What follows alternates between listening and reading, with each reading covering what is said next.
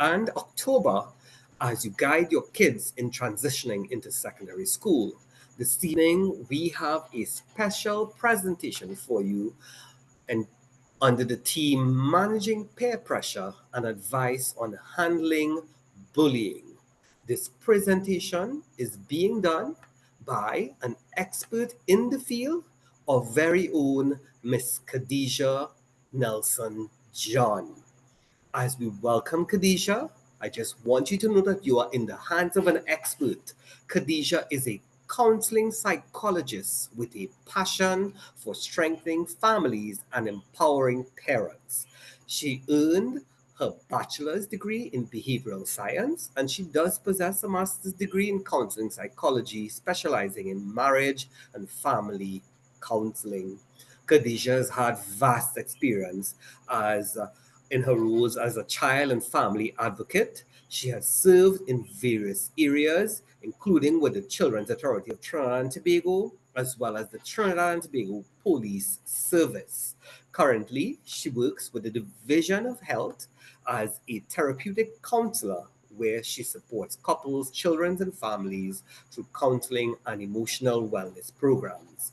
Most importantly, this I feel is what makes her an expert to talk about our topic of peer pressure and bullying tonight. She is the proud mother of four, and she brings not only her professional expertise but also her personal experience to her work, offering you all practical, realistic, compassionate guidance. Please join me in welcoming Mrs. Khadija Nelson-John, our counseling psychologist expert, here to share with you on peer pressure and bullying. Khadija, welcome. We have a number of persons joining in on tonight's platform.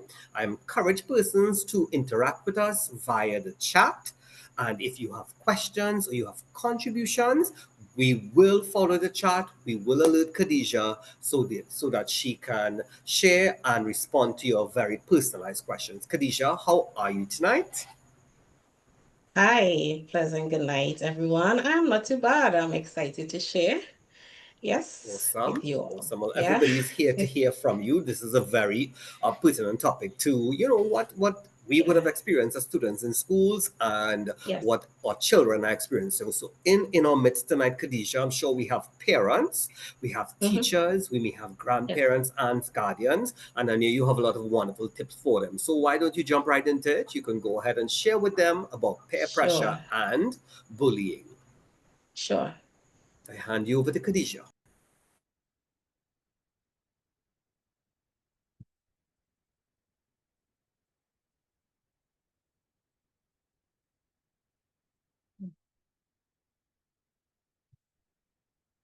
Give me 1 second. Yes, not a problem. And just remember, tonight's topic is on managing peer pressure and advice on handling bullying. So if you're sitting with your kids are in the room, in the house, invite them to join in. Just in case you want to invite a friend, please send the link, send the information about the webinar. Everybody can benefit from this. Okay? So you're Yes. seeing the topic on screen. Very attractive presentation, and Khadija is going to take it away. All right.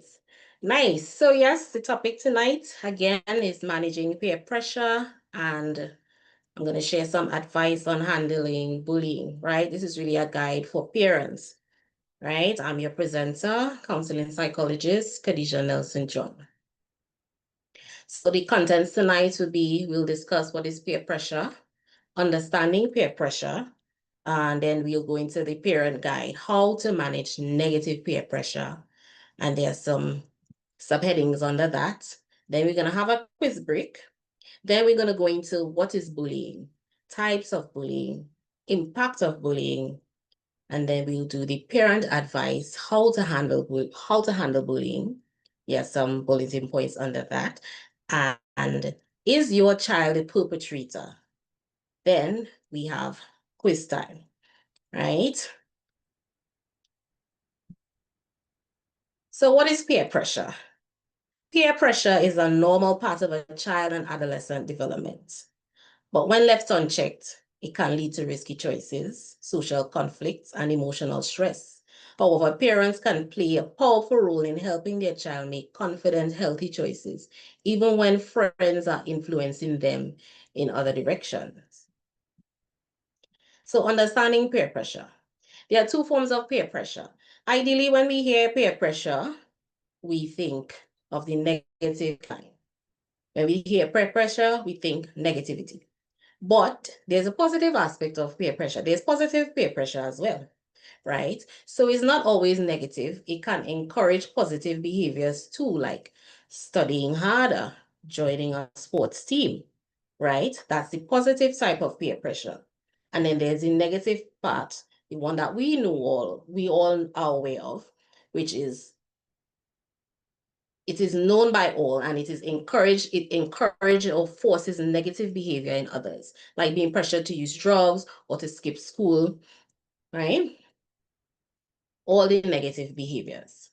Right. So in helping us to understand peer pressure, I decided to highlight 3 psychological theories. Right. So as a psychologist, I had to go into the theories a bit. I'm touching on it a little bit, right?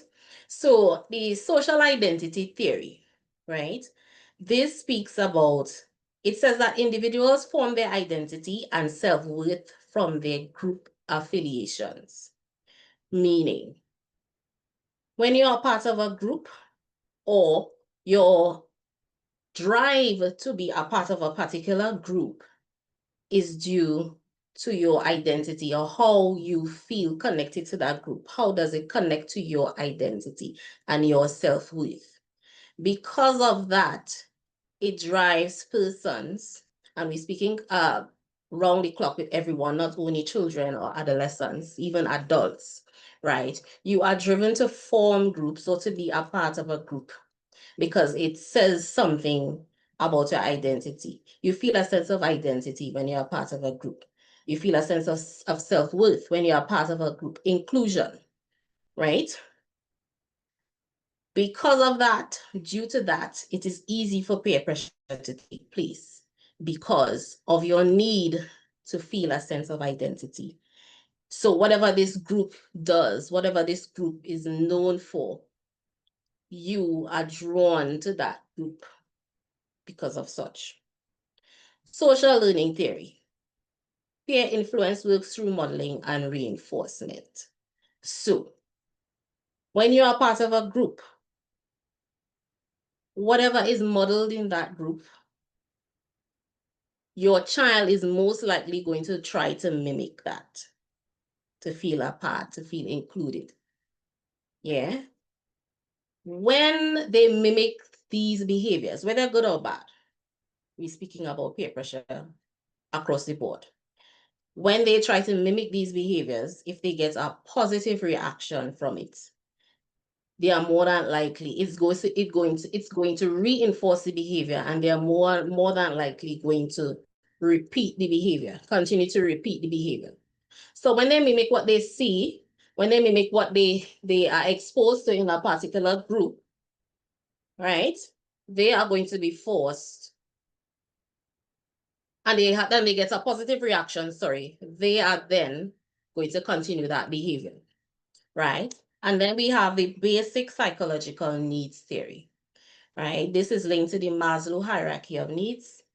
And it says that one of our basic needs is the need for autonomy and for relatedness. So our basic need is to feel a sense of independence and to feel a sense of relatedness, to feel that we can relate to others. So when your child goes to school, I'm using school as an example, right? They want to feel that they are part of something. They want to feel that they can relate to others. So more than likely, they're going to pair up with friends, particular friends. And if whatever they need to do to relate to this group, they will do it more than likely. Yeah. So this is just a basic on this. This is to help you get you a little basis of why peer pressure happens, right? And why there is a need to feel included. All right. So we go into the parent guide, how to manage negative peer pressure. Right. So one, keep communication open. Make it safe for your child to talk about their friends and social life. So I'm going to use me as an example. So my eldest child is 13 years old. I have a 9-year-old, I have a 7-year-old, and I have a 5-year-old. So when we're driving to school, when I'm dropping them to school on mornings, I use that as an opportunity sometimes to have certain discussions with them, right? And that forum, it's open, it's free. Sometimes we laugh and we joke and we talk, but they that's the moment where I hear all sorts of things because we're engaging in conversation so much that they're talking freely. They feel like they're talking to one of their friends, right? So that's a good way get to get into their heads, get into their life. Just have open, free conversation with them, right? Listen more than you lecture. So I know you want to lecture the child. The child might say something that will sit right with you. So you want to give advice, right? And advice is all well and good because you have to guide, right? But sometimes listen. Again, I will give another example with my daughter for her 13th birthday. Um, what during celebration, she opened up, she and her friend opened up about a lot of things that happens at school with them and their friends and other colleagues. And in that moment, you're hearing things that you are shocked about. But however, instead of trying to lecture right away, I had to listen. I listened and I listened to the stories. I even laughed at some of the stories. And then I got my opportunity to say what I needed to say. Because if you're quick to lecture, then they're not going to want to talk to you, right? So you have to, is like you're not tricking them. It's not that you're tricking them, but you're tricking them at the same time.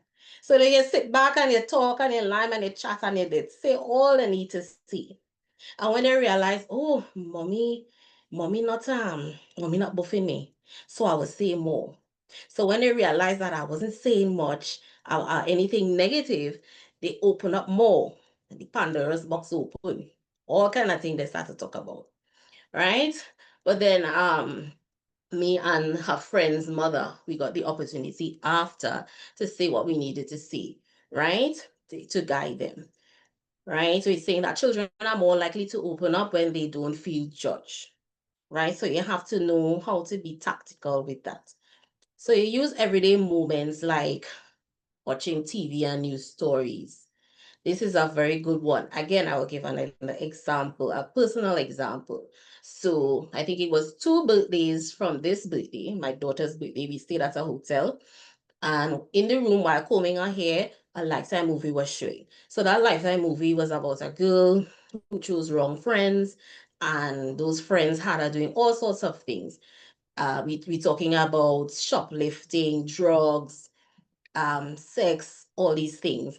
And she had a very bad outcome. And I let her watch it because it was an age appropriate movie and it was real life.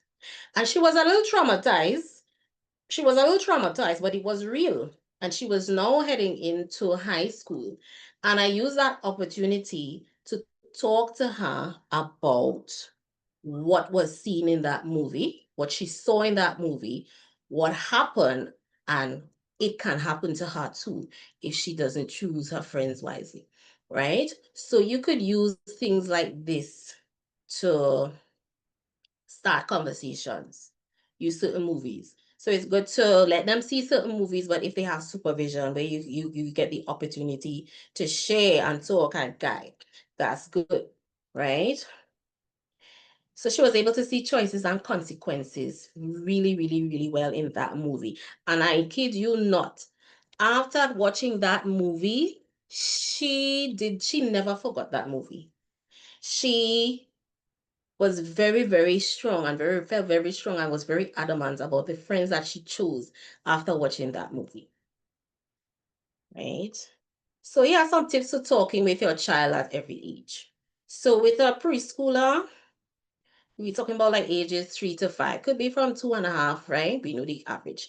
What to know at this age, children want to belong and be liked. but they're still very influenced by adults. Everything is mommy and daddy, and right?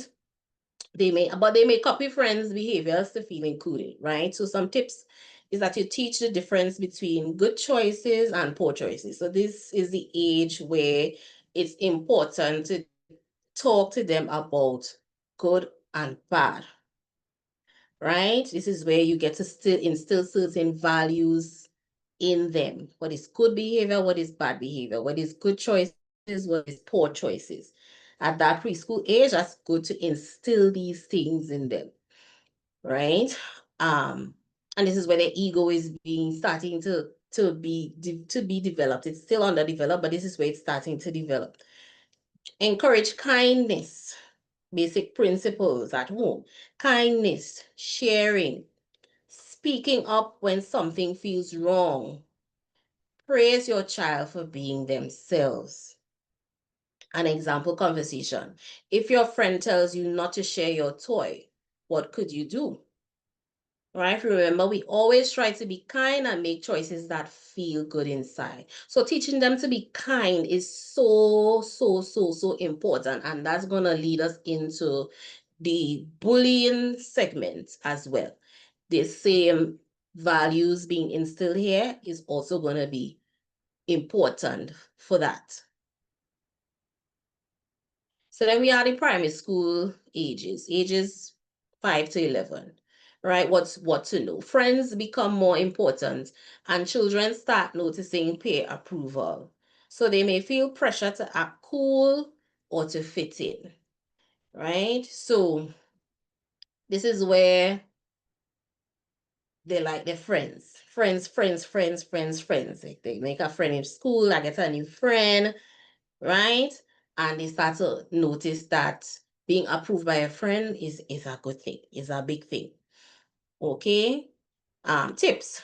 Role play scenarios. Role play meaning you and them you play a scenario. You create a scenario and you could either play yourself and the child play themselves, or you can pick a character and play that out. Right? For example, like being pressured to laugh at someone or copying homework. So in that instance, you could let the child be um the one that's being laughed at, and you could probably play the bully. And you could demonstrate that, act that out, and that child gets a feel of how it would feel like if they were being bullied, right? Um, or you could switch the rules, something like that. Teach refusal skills like saying no, suggesting another activity, or walking away. So it's good to teach them how to be assertive and to say no, right? How to stand up for themselves. Reinforce that it's okay to make different choices than friends. It's okay to have your own identity. It's okay to have your own interests. It may not be lining up with everyone else's, but it's okay to have a mind of your own. So my 7-year-old daughter is my most self-assured child. She has always been that way. She knows what she wants. She understands that she's different and she likes what she likes and she is who she is, but she does not feel pressured to be like her other siblings or to be like anybody else. So for her 5th birthday, she said that she wants to stay home. She does not want to go out. She does not want a party. She does not want to go to the movies. She does not want to go to the park. She wanted to stay home and just celebrate with everyone. That's the kind of child she is. At 5 years old, that's not normal. So we as the parents and all were like, you sure that's what you want? We're trying to encourage her. Her sisters want to pump because them is hot foot. Them want to pump bad. So them trying to inveigle she and coke she. Oh gosh, yes, let me go to the movies now, and trying to hype she up and thing, and she was not moved. She was not moved. She insisted, no, she does not want to go. She wants to stay home and celebrate with her family. And that child did not budge from that decision. And that is impressive. Like she taught me something as an adult because I think I might have been persuaded a bit. and I might have changed my mind, especially if it's my siblings, it's my own family, right? So that's a good quality to have as a child, not being swayed to do something because others are doing it, right? It's okay to be different and to make different choices. All right. So an example conversations, like example conversation. What would you do if your friends wanted you to skip practice, but you didn't want to? Right? So let's think of ways you could say no without losing friends. So this is an example of a conversation starter you could have. What would you do if your friends wanted you to skip practice but you didn't want to? Ask them these questions. You are asking your child these questions and see what they say. You give them the opportunity to answer and you could, you discuss. Right. So this is high schoolers.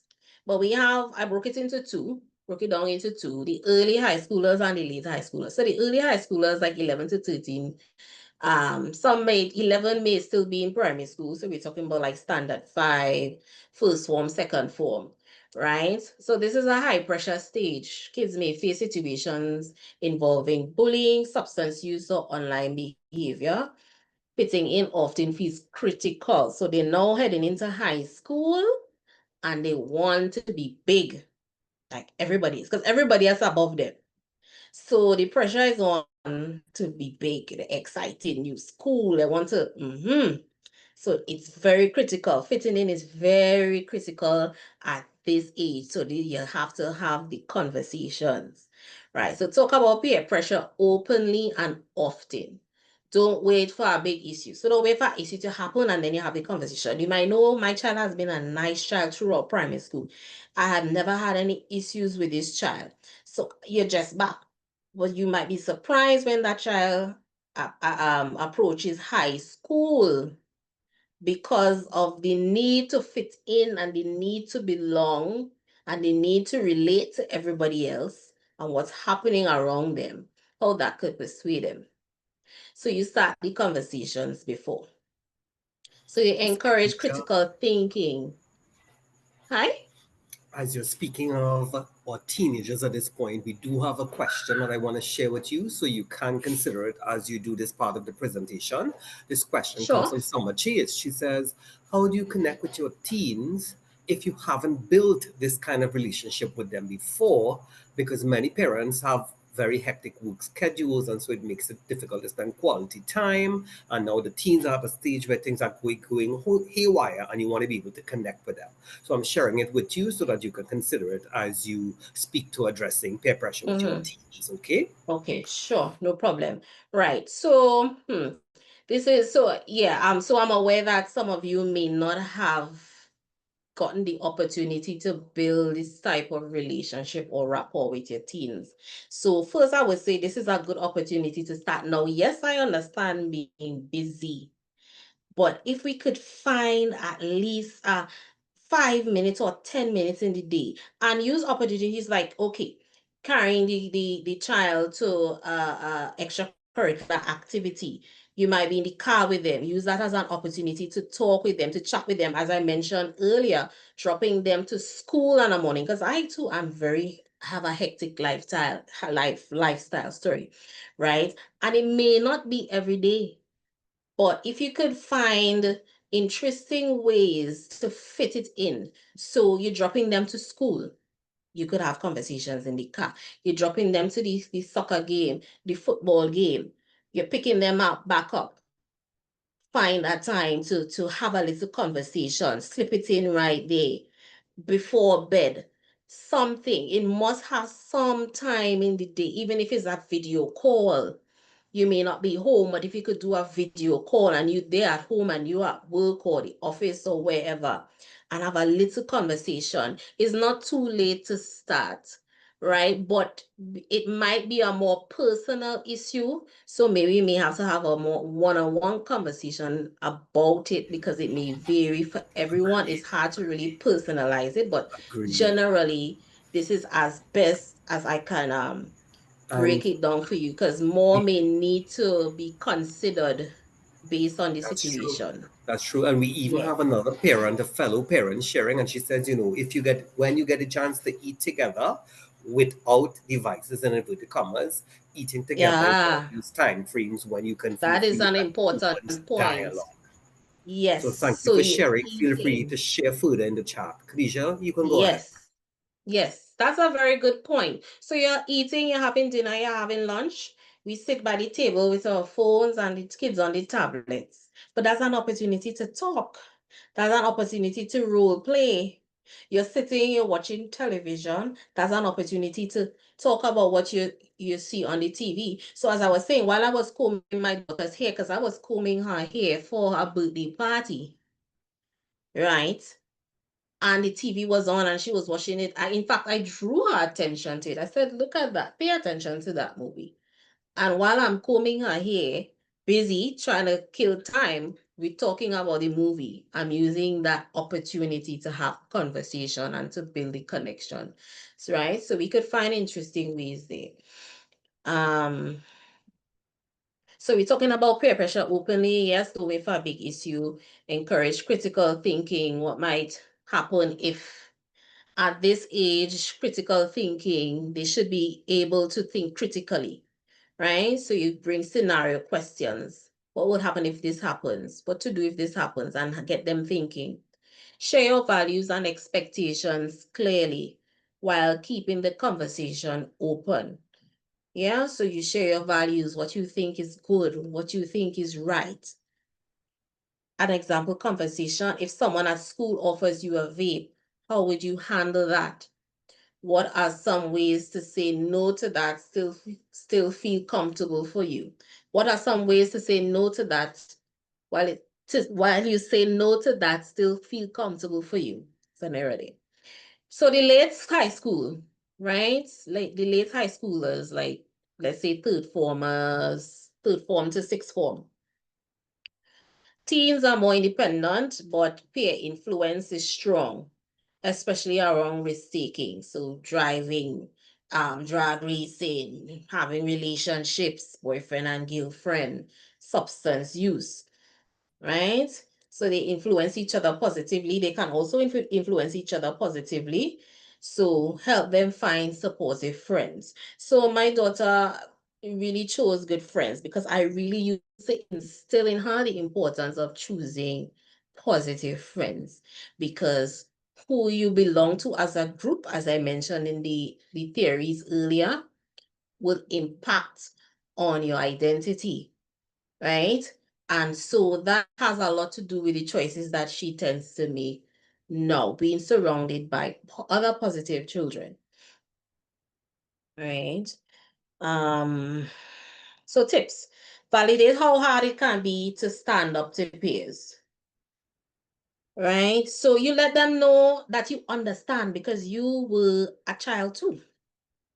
You were young too. If they feel like mommy just dropped from the sky like this, daddy just dropped from the sky like this, they can't relate to you.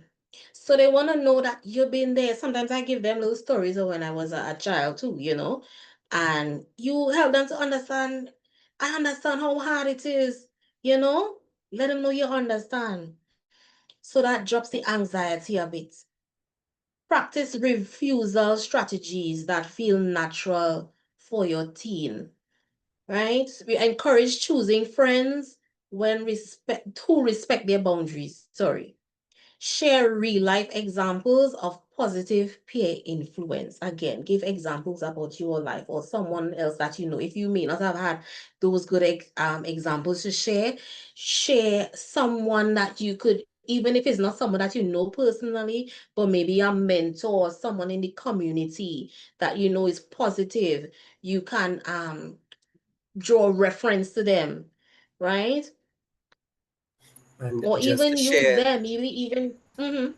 we have persons contributing in the chat as well. My apologies, I'm interrupting you midpoint. We have No two problem. contributions. Rosalind was saying, sometimes finding that time post an event or post picking them up on the drive home from school or even them winding down before bedtime are good times to have conversations and chats with them. Mm-hmm. And another Mm-hmm. parent is saying, Leanne Pear is saying, she says, it's important to have honest conversations with your teens, because we try to shield them from issues, but these are the same Yes. issues they may learn from their friends incorrect Yes. information about. So I Yes. thank the parents for sharing in the chat. As Yes. Khadija gives you the tips, Mm. feel free to let us know your experience with it. Okay? Yes, and that's correct. Honest conversations. I like that. And that's what I meant when I said that I share my experiences sometimes with them so that they see that we've been there, we've lived it, and they can relate. They get the realness from it and not some superficial thing, right?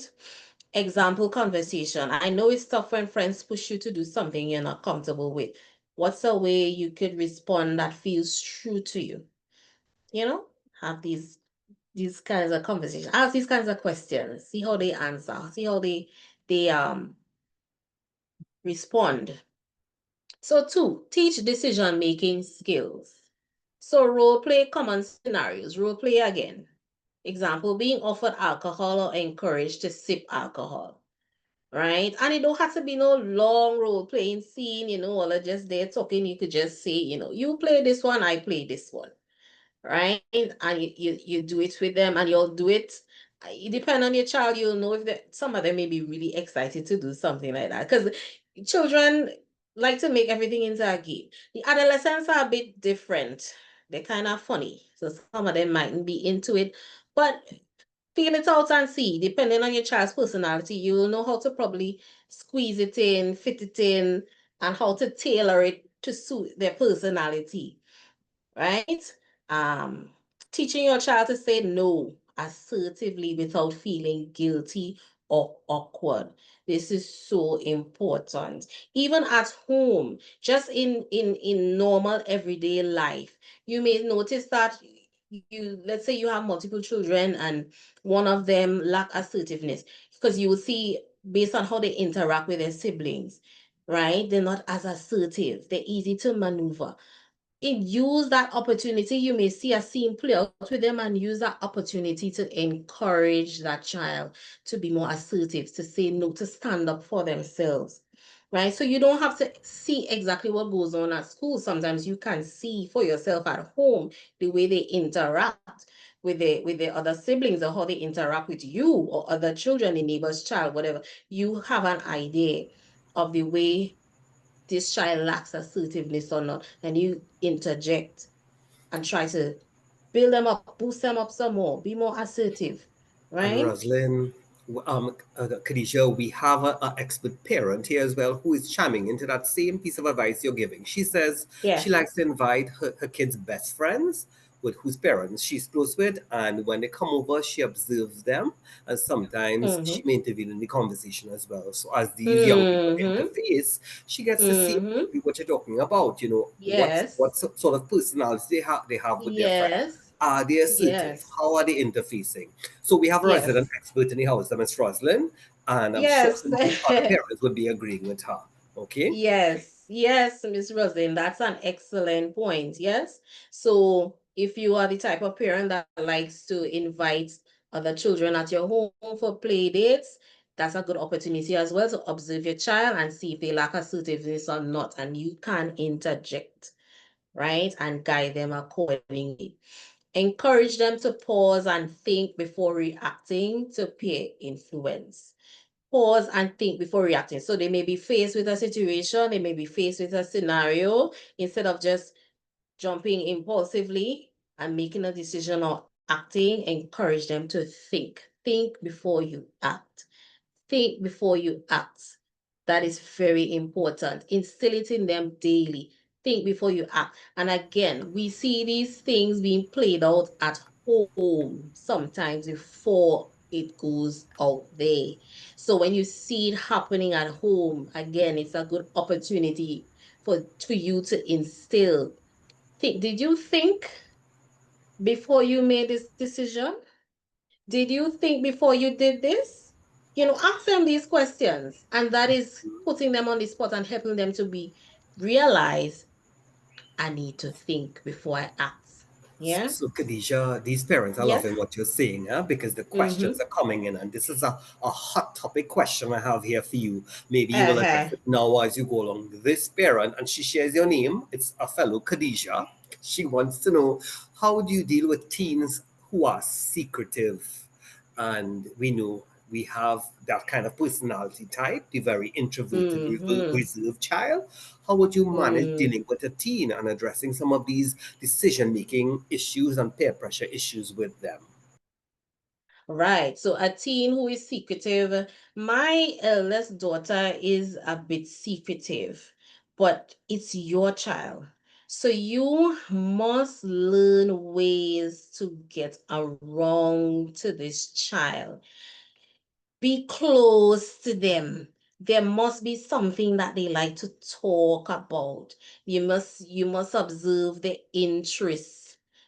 Pay attention to what they like, what they watch on TV, what they scroll through their phone, when they probably interacting with their peers, if you are wrong, pay attention. And even if they don't talk back to you, but you can still say what you need to say. You all are in the car. Let's use an example. You're in the car together. You're asking them questions. You're probably trying to ask questions, as I'm saying, as I mentioned earlier, to get a feedback. But they like to drop this. I don't know. I don't know. That's a teenager thing. If a child saying, I don't know, bet your bottom dollar is a teenager. I don't know. I don't know. I don't know. You start to talk. Say what you need to say. Say what you need to say. You may think they're not hearing, but they are listening. They're hearing everything that you're saying. You're not buffing them, you're not quarreling, you're not nothing. But just talk. Just talk. And talk about examples about you. You may have a topic in mind. You may have something that you're picking up that you're sensing. Because remember, you're observing this child. Yeah? Just talk. Just talk. Just talk. While you're home, put on a video, play a song that might trigger something. There are some songs that I play that may have certain messages in it, but I'm playing it for them. But they don't know that I'm playing it for them, but they like music now, so they just get trapped. After a while, they're starting to sing it, and when they're singing it now, this is a way to get into their likes now. So that the child will talk and sing, but she like this song. She'll be like, Mommy, this song, da da da da da.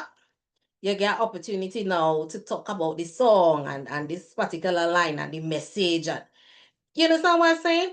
So you have to learn the child. You have to find ways in how to get around the child. And even if the child isn't talking, you have to, even if the child is secretive, you still have to. This is because it's your house. The child is living under roof, under your roof. You may have to, you're not going to invade their privacy, but you still have to assert yourself in a way that they can't shut everything out from you. You still have to be able to know and learn things about this child. Yes, privacy, yes, respect, but you still need to say, hand over the phone. Let me see, you scroll through, you go through, you talk while you're going through. Let me see why you have a block on this WhatsApp here. We don't block our WhatsApp. Yeah. Why it have a block here? Oh, you unblock. And I don't know how to Kadisha, unblock it, but you know you're playing thing. Mm-hmm. that is a great point, yeah, for the parents to remember Mm-hmm. that essentially they are the adult in charge in that house. Okay, Yeah. they have this position of authority, and sometimes we Mm-hmm. acquiesce to the needs of the children or the behaviors of the Mm-hmm. children, but we are the authority figure in the house as well. And sometimes being Mm-hmm. firm is what is important too. So that's a great Yeah. point. Yeah. So you ask why it have a block here, but you don't want to come off two things. You be like, me, you don't know the technology. I don't know. Unlock this to me. How does unlock this? Show me how to unlock this. You know? Yeah, you have to know how to get in, how to be one with them, but at the same time understand you are the adult. So how secretive can you be? You could be a little secretive, yes, but if you assert yourself as the adult, there's still gonna have a limited edition, limited amount of secrecy that they can play out with you. Right? Right. Three, build So confidence. Mm-hmm. as you go forward, I encourage the parents to continue to put their questions in the chat if there are areas they have concerns about. We have about 15 minutes to go again, so we encourage them to make their input in the chat as well. Right. Yes. right? So build confidence and self-esteem. Praise your child's efforts and individuality, right? So praise them. That helps to build their self-esteem and the individuality. So they're not gonna feel, it's not gonna be so easy for them to need validation and to need the attention. Because a lot of children act out because of they need attention, right? So the more that they feel a good sense of themselves, is the less they will need external validation and attention from the wrong people. Help them discover their strengths, their true hobbies, sports, and creative outlets. So discovering their strengths is going to help to build their self-esteem and build their confidence. They are more sure of themselves. They're more self-aware and comfortable and happy about who they are. And they're going to more be the leaders than the followers. Children with strong self-esteem are less likely to follow negative peer pressure, right? So I said all this in the beginning just to say children with stronger self-esteem are less likely to follow negative peer pressure because they are more sure of who they are, their values intact, they love who they are, they're good with who they are, they don't need to feel a sense to fit in. Know their friends, right? So invite your child's friends over so you can get to know them. As Miss Roslyn said, she does play dates and her daughter's friends come over. That is excellent, right? So knowing your children's friends are great. I know my daughter's friends. I know all of their friends, right? I know the parents, me and the parents good, and I know the children. So that is an excellent way to get in. So you able to vet everybody and know where they stand, if they're in good company or they're in bad company, and you can guide accordingly. Stay connected to what's happening in your child's social circles, both in person and online. Again, stay connected to what's happening. If you have your child in if they're engaged in social media, it's good to know the pages that they are managing and all that, depending on the age. If we're talking about an 18-year-old, more than likely they're on Facebook and TikTok and that kind of thing. If the child is 11, 10, then they may not, but I know some parents allow their 11-year-olds and stuff to be on TikTok, etc. But whatever it is, if they are, manage it, stay close to it, and know what's going on these social media accounts, with their social media accounts, right? And the circles, the groups that they're in, all these things. Be in the know. Don't let them be more tech savvy than you and be more social media aware than you. You be in the know too, because they would outsmart you and get themselves into trouble, and right? Set clear boundaries. Communicate your expectations about respect and safety, right? So let them know, I expect XYZ of you. I expect that when I send you to school, that you behave in this manner, that you do engage in this, that you go, you study your book. You understand? You do what you're supposed to do, however you want to put it. Set your expectations. What do you require of them? What do you expect of them when you send them out there?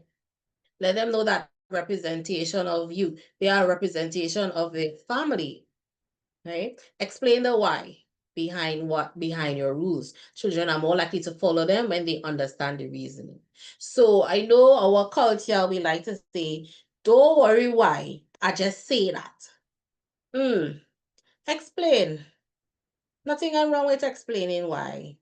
You say a rule, I don't want you to be out the house past this time. Or when you go out there, if you have to stay late, call me. Explain why. Because if you call, then I know that you are safe, XYZ. Help them to understand why you're setting the rule. It helps them put things into perspective, right? And they're more likely to follow them when they understand the reasoning. Model the behavior you want to see. So show your child how you handle peer pressure in your own life. Example, saying no politely when pressure to overspend, overcommit, or gossip. You set an example. You home, you have a friend that likes to barge in your house and eat out your food or cook up on the chair and you don't like it, and your child all of that. You're bad talking the friend when they leave. Oh gosh, she doesn't know when to leave. She doesn't know how to take. Your child seeing that's how it does behave. Your child seeing that you don't know how to set boundaries and you don't know how to say no. So how are you expecting them to develop that? Right? Demonstrate healthy boundaries and decision making. Right? As the example I just gave. Demonstrate how to set boundaries and assertiveness and all of that. A situation like that, you communicate to the person and say, I'm sorry, this is late, this is my family time. Check me back tomorrow, we will talk. Let your child see that. That's how you operate. They're now gonna learn that is how to operate in a situation like that. Quiz break. Do we have time for the quiz? I believe I want to suggest we hold the quiz and give them the tips and Yes. advice on how to manage bullying, since bullying is Yes. such a So pertinent we're gonna go area of straight to concern. bullying because time is of the essence, right? So what is bullying? Bullying involves repeated aggressive behavior that is intended to hurt or intimidate another person physically, verbally, or psychologically. Bullying can occur in person, online, cyberbullying, and in a variety of settings, including schools, workplaces, and social spaces. So types of bullying. We have physical bullying, which is hitting, punching, or other physical aggression. We have verbal bullying, which is name calling, insults, and other forms of derogatory language. We have social bullying, spreading rumors, excluding others, and public embarrassment. And we have cyberbullying, using digital platforms to repeatedly harass or humiliate someone. Impact of bullying. Bullying can have a major impact on both victims and the perpetrator. So increased risk of depression for the victim. You could have an increased risk of depression, anxiety, difficulty sleeping, decreased academic performance, and in some cases, suicidal thoughts. For the perpetrator, it's on a higher risk of academic problems and violent behavior later in life.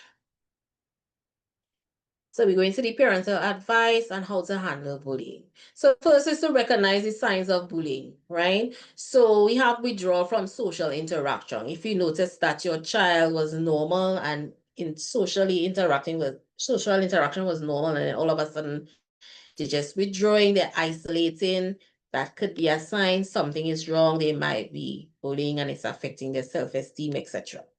Unexplained injury or loss of property. So some of your child's items is missing.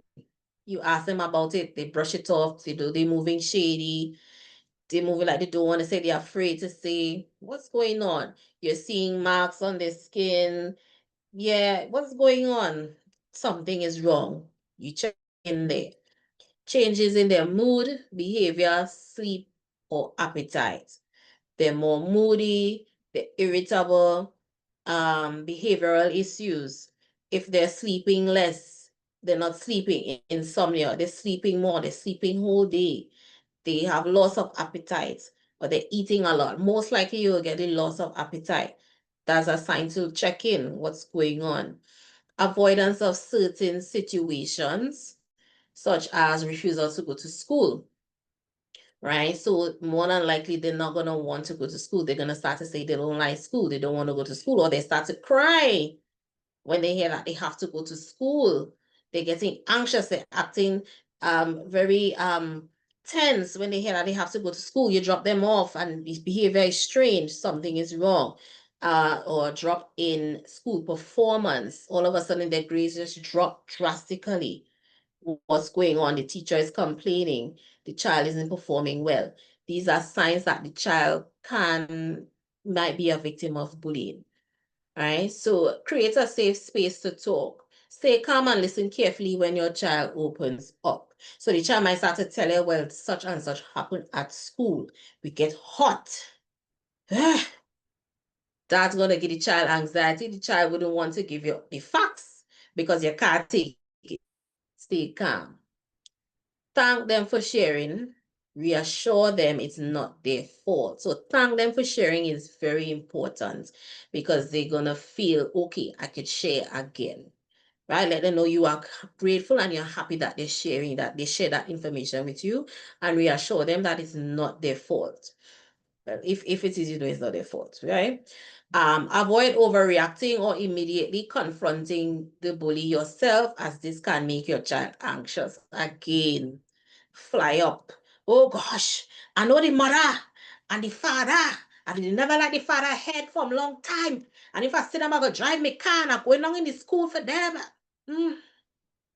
Mm, don't do that. Right? That is going to blow things out of proportion. So control it. I understand that in the moment, you're consumed with emotions and you're going to be angry. But try, especially in front of the child, not to show too much high rate emotions, right? Because that can also fuel the child and give the child momentum to go to school and not back down the child and all them things, and things get out of hand, right? So try to manage your emotions well where that is concerned. Teach emotional and practical responses. So role play how to respond using confident body language, a firm voice, and short phrases like "stop it" or "I don't like that." So you're enforcing how to be assertive and how to stand up for them, how to stand up for themselves.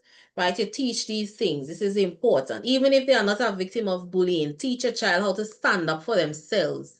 Sometimes in situations they need to be loud, right? And if they're loud, that can probably intimidate the person that's trying to threaten them, and it may push them back a bit, right? Encourage your child to walk away and seek help from a trusted adult. So this is tough, and this is also controversial because, and it goes into the last point that says teach them not to retaliate physically because safety comes first. I know a lot of you all have the view, nah, I'm not teaching my child to walk away. I'm teaching them to fight for themselves. But you all see what's going on right now. Long time when you could have tell your child, don't take no lash from nobody. Go and fight back, right? It used to work out. That is when you used to have petty fights. Now, you tell a child, don't take no lash from nobody. They lash back the person come back with a knife next day, a hammer or whatever, a gun, run the knife straight through the chest, child dead. It's very crucial right now where that is concerned. So we have to be very careful with telling the child or encouraging the child not to take no lash from nobody and running back. And we may have to teach them and guide them to inform and to tell and to report.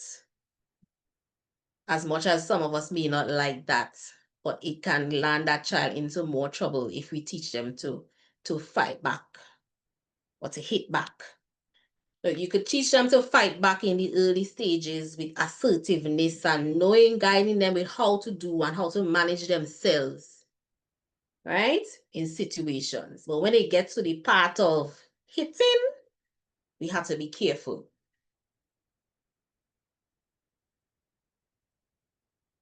Right. Document and report.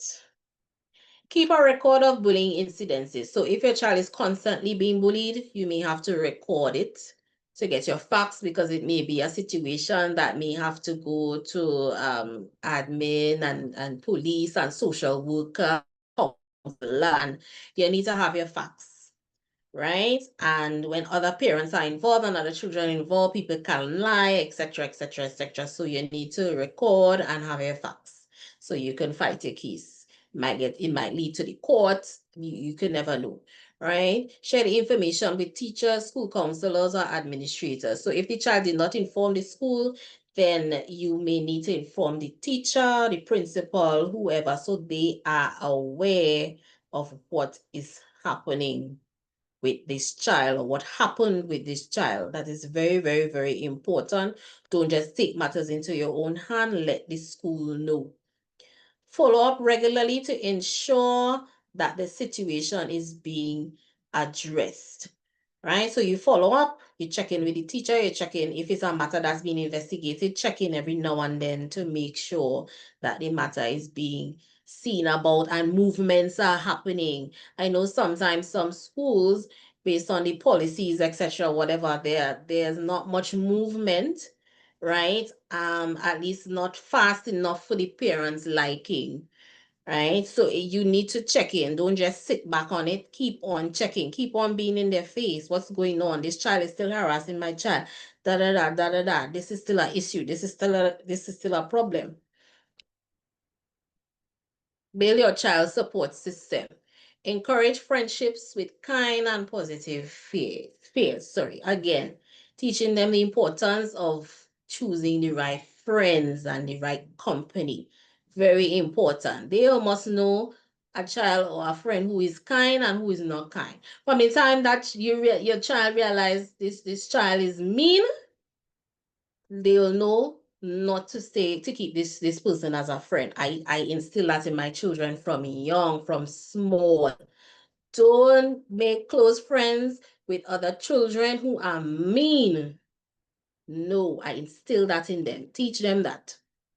Involve them in clubs, sports, or activities where they feel accepted and confident. So again, when I was explaining the theories, we have a need for inclusion and relatedness. So when they are part of these clubs, they have an opportunity to feel included and be a part of something that's positive, right? And sometimes this teaches discipline. And if, like, let's say you engage them in karate classes and things that could help with discipline and self-defense, and right? Teach them to stand up for others when it's safe to do so.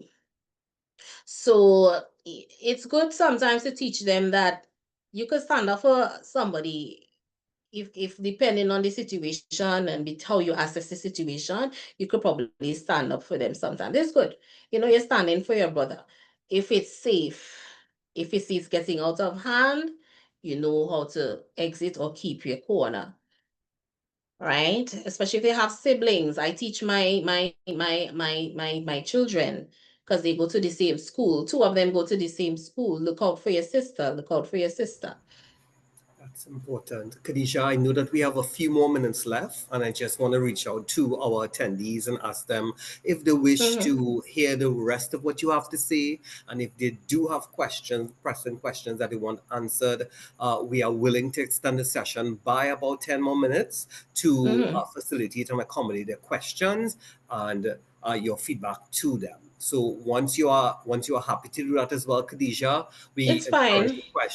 the questions in the Yeah, it's chat. fine. And who knows, maybe we might even have a live segment where we might encourage them to raise their hands on mute and ask their questions within that Yeah. time frame as well.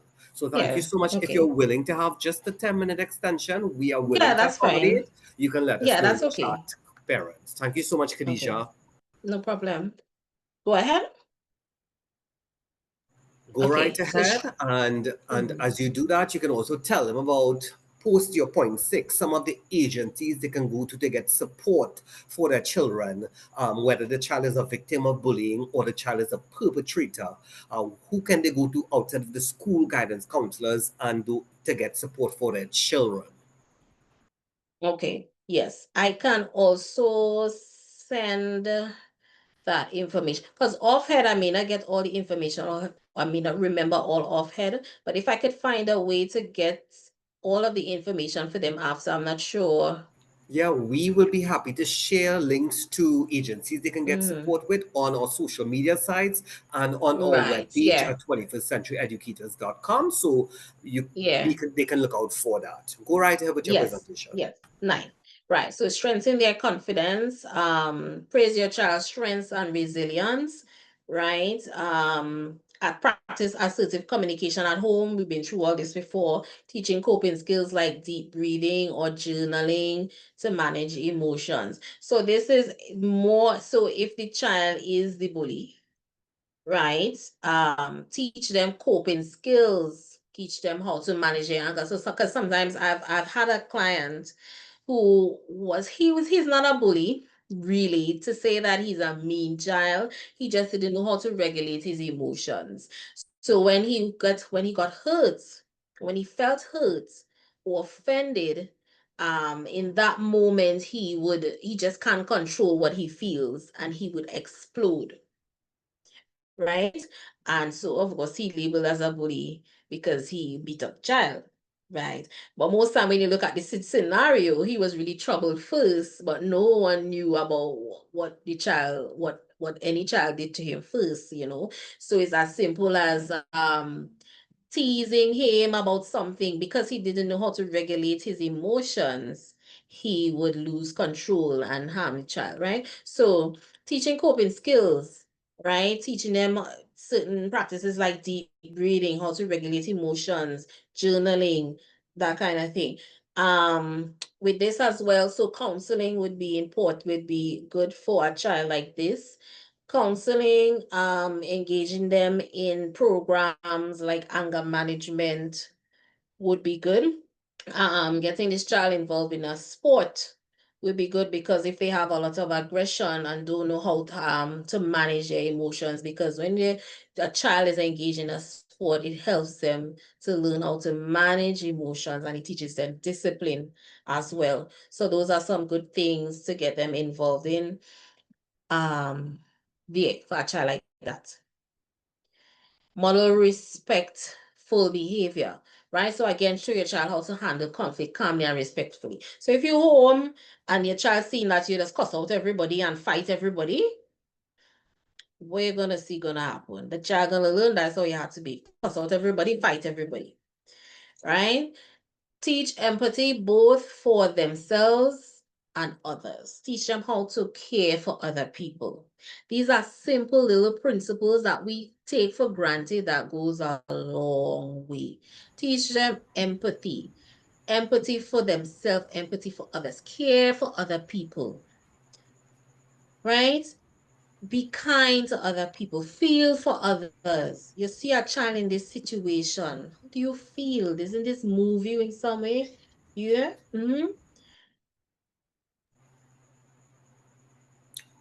All right. Is We your have a child a question bully? from a parent. Mm-hmm. A parent wants to know, how do you help your teen when they say that they are angry and sad, and when you ask them why, they say they don't know? How do you help that child, that teenager? Yeah, they like the I don't know answer. That's a typical teenage answer. I don't know. But you're noticing the signs. You're noticing that their behavior is maybe changed or their behavioral patterns isn't how it should be. So if they're not opening up with you, then maybe you may need, and you're really concerned, then maybe you can tell the school social worker or counselor, probably encourage them to go to the guidance counselor. Maybe they may open up to them. If that is not successful, then you may need to enroll them in counseling, right? I know some children, because it may not be a big issue that needs a counselor or a psychologist. So that's why I say first try the guidance counselor, right? They may open up to the guidance counselor. I've had clients where they're not gonna talk to mommy and daddy, but they're gonna talk to the guidance counselor, right? So you could encourage that, or maybe you can share your concern with the school social worker. So you would like the guidance counselor to meet with your child. You share that concern, and maybe the guidance counselor may reach out to the child first if the child doesn't feel safe or comfortable to go to the counselor first. But they will call them into their office and they set the appointments and they chat and they, yeah. If that doesn't work, then you may have to go seek an actual psychologist or counselor, right? And in Tobago, there's a division of health for that. You can reach out to the division of health. I would send all these contacts. I will leave all these contacts and they will share it to the page so you'll have the list. Hmm. So is your child the bully? Sometimes your child is the bully, right? It can be upsetting to learn that your child is engaging in bullying behaviors, but this is also a powerful opportunity to guide them towards empathy, accountability, and positive change. Right, so a parent's guide, stay calm and gather the facts. Right, listen to the teacher, the parents report, ask for specific examples, avoid immediate defensiveness. So you hear what happened and you rush up in school, understand emotions high, but you had to try and keep the mind gathered. You need to gather yourself, right? Because that would blow things out of proportion, especially if the child is in your presence, right? So try to come level-headed. And sometimes we want to put out our frustration on the wrong people. We put out the frustration on the teacher, the principal, everybody. Sometimes them and all trying to get to the bottom of it, right? So let's come level-headed. Let's go level-headed and be professional and have a chat, get a report from them, ask specific questions, get examples like, so tell me more. Don't just say, well, the child fight the child, ask for specific examples. Exactly what happened at this time. What you mean that the child does be hitting children, give me an example.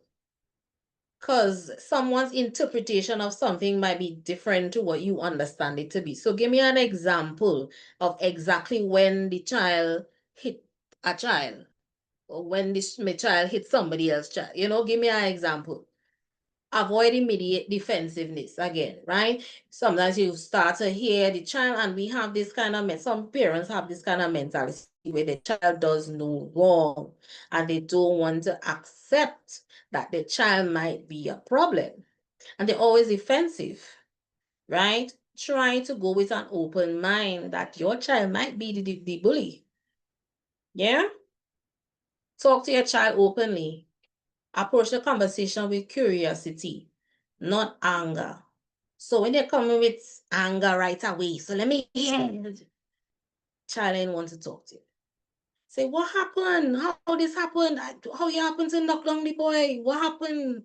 Tell me something had to wrong. What one day I ain't trading like that. Tell me what happened. Let me talk. Instead of it's me and you now. You want to play man? Well, right. You understand? Ask what happened. Ask them what happened. Tell me what happened.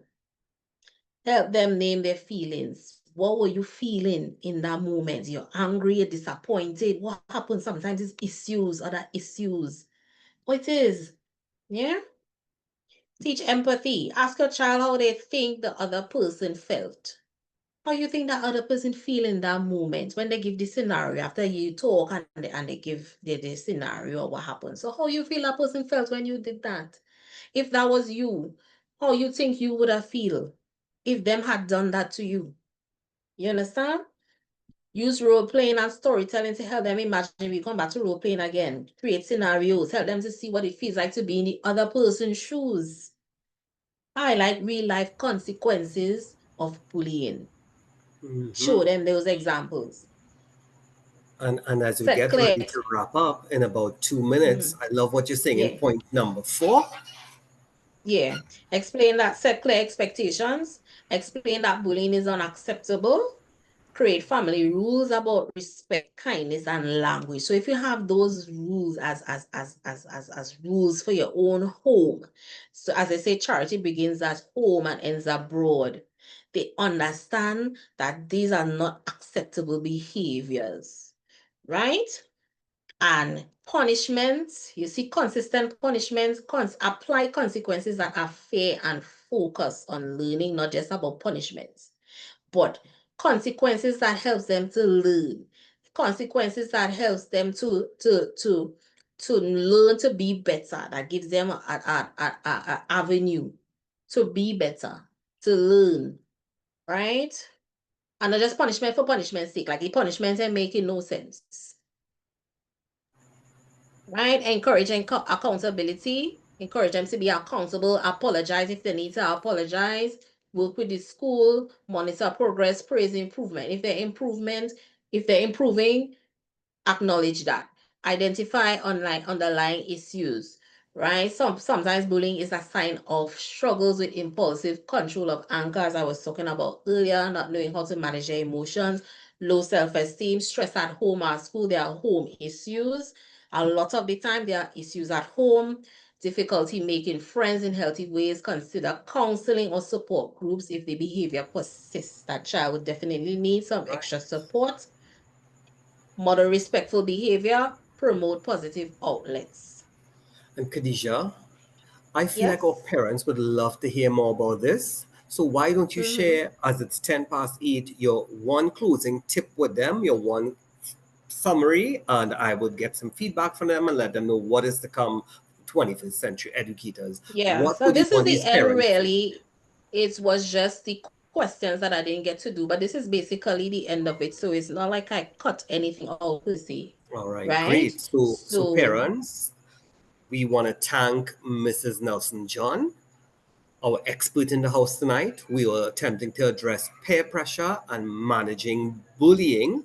This was the second in our series on guiding parents as their children make the transition from primary to secondary schools. We do have a session coming up for managing with our male children, our boy children, or male students, and we will continue to address topics of things like peer pressure and bullying as it pertains to them.